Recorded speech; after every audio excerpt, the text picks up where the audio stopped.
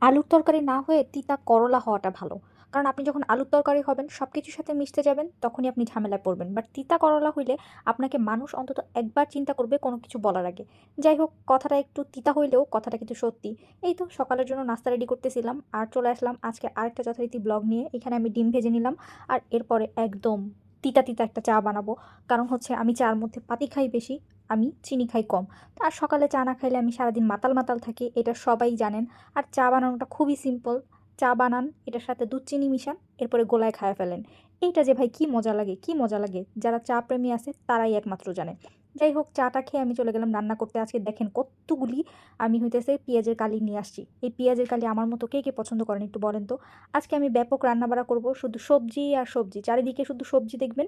কিন্তু এই খাবারটাই অনেকের কাছে অনেক বেশি মজা। এখন কি রান্না করতেছি একটু পরে বলতেছি। দেখেন খালি আজকে সবজি আর সবজি। এই যে চালও সিদ্ধ করে রাখছি। এখনও অন্তত বুঝতে পারছেন কি রান্না করব। আমি ফ্রাইড রাইস, চিকেন ফ্রাই করব আর একটা সবজি রান্না করব। কোনো একজন আমাকে খুব আবদার করে বলছে সে ফ্রাইড রাইস, চিকেন ফ্রাই খাবে। আমাকে আজকে ১৪ দিন ধরে মাথা কপাল সব শেষ করে ফেলতেছে। সে চিকেন ফ্রাই আর ফ্রাইড রাইস খাবে। তা আমি বলছিলাম রাত্রেবেলা রান্না করি। সে বলে, "না, না, না দুপুরেই রান্না করো সবাই একসাথে খাবো।"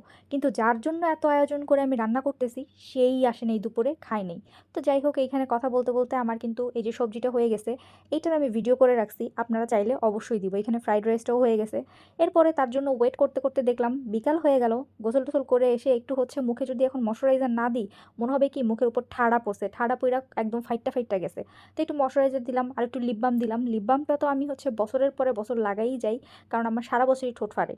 এরপরে তাড়াতাড়ি করে খাইতে বসলাম। তার জন্য আমি ৪টা পর্যন্ত ওয়েট করছি। এই যে আসি, আসি করে তার কাজই শেষ হয় না। পরে রাগ হয়ে খাইতে বইসা পড়ছি।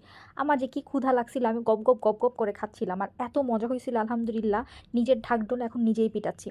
এরপরে বসে গেলাম অফিসের কিছু কাজ নিয়ে। পেজটা একটু চেক করলাম। কারণ পেজে যদি কোনো ভায়োলেশন থাকে, যেহেতু আমি কয়েকটা পেজ হ্যান্ডেল করি, তো সব পেজই আমার দেখতে হয়। এরপরে এই মশাইকে গেছিলাম একটু আদর করতে। আমারে দেখেন সে আজকে কামড় দিতে গেছে। দিলাম একটা থাপ্পড়। থাপ্পড় খাইয়া যাইয়া এখন টেবিলের নিচে লুকাইছে।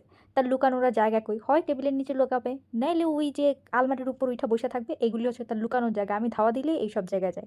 এরপরে গিয়ে দেখি সে আমার জামার পাইন চিপা দিয়া কম্পিউটার টেবিলের নিচে লুকায় আছে। এরপরে আবার দেখি আমার জামাই লুকায়, লুকায়া মিষ্টি গরম করে খাইতেছে। এটা আমার কাছেও মজা লাগে। মিষ্টিটাকে গরম করে খাইতে খুব মজা লাগে। যাই হোক আমি এখান থেকে একটু ভাগ বসাইলাম। আর আজকের ভিডিওটা কার কাছে কেমন লাগলো সবাই কমেন্টস করে জানাবেন। যদি ভালো লাগে লাইক, শেয়ার, কমেন্টস করতে কিন্তু একদম ভুলবেন না।